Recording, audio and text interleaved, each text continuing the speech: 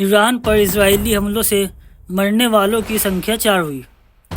Iran में कई सैन्य ठिकानों पर रात भर हुए इजरायली हमलों में मरने वालों की संख्या बढ़कर 4 हो गई। इससे पहले ईरानी सेना ने इजरायली हमलों में 2 सैनिकों के शहीद होने की घोषणा की थी। ईरान की सुरक्षा की रक्षा करने और ईरानी राष्ट्र हितों को नुकसान से बचाने के लिए आपराधिक ज़ायोनी शासन के पक्षपातित्व का सामना करते हुए अपनी जान गंवा दी। मीडिया रिपोर्टों में 2 शहीद सैन्य कर्मियों की पहचान मेजर हमज़ह और सर्जेंट मोहम्मद मेहदी के रूप में की गई।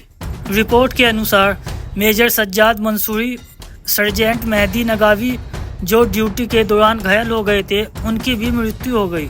हमलों में राजधानी तेहरान के सैन्य स्थलों के कुछ हिस्सों के साथ साथ पश्चिम और दक्षिण पश्चिम इलाम और कुजस्तान प्रांतों को निशाना बनाया गया। ईरान के वायु रक्षा ने कहा कि हमलों को सफलतापूर्वक रोका गया और उनका मुकाबला किया गया। हमलों से कुछ स्थानों पर हल्की फुल्की घटना के आयामों की जांच की जा रही है। इजरायली मीडिया द्वारा इजरायली हमलों को बढ़ा चढ़ाकर पेश करने तथा फर्जी तस्वीरें प्रसारित करने के बावजूद ईरानी जनता अपनी दिनचर्या में लौट आई तथा देश भर में दैनिक जीवन सुचारू रूप से चलता रहा। ईरान के नागरिक उड्डयन संगठन ने घोषणा की कि कुछ समय के व्यवधान के बाद उड़ानें पुनः शुरू हो गई तथा पश्चिमी तेहरान के मेहराबाद हवाई अड्डे से प्राप्त फुटेज से पता चला कि उड़ानें सामान्य रूप से चल रही थी तथा यात्री सामान्य रूप से आने जाने में लगे हुए थे। तेहरान ऑयल रिफाइनिंग कंपनी ने भी अपने षड्यंत्रों पर इजरायली हमलों की अफवाह को खारिज कर दिया।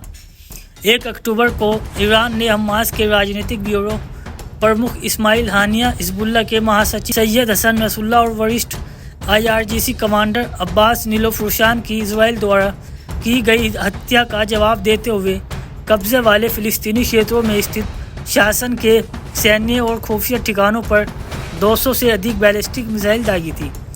ऑपरेशन टू प्रॉमिस नाम से किए गए इस जवाबी हमले ने अवैध शासन को गहरा झटका दिया था, जो अप्रैल में किए गए इसके पहले हमले से भी अधिक विनाशकारी था।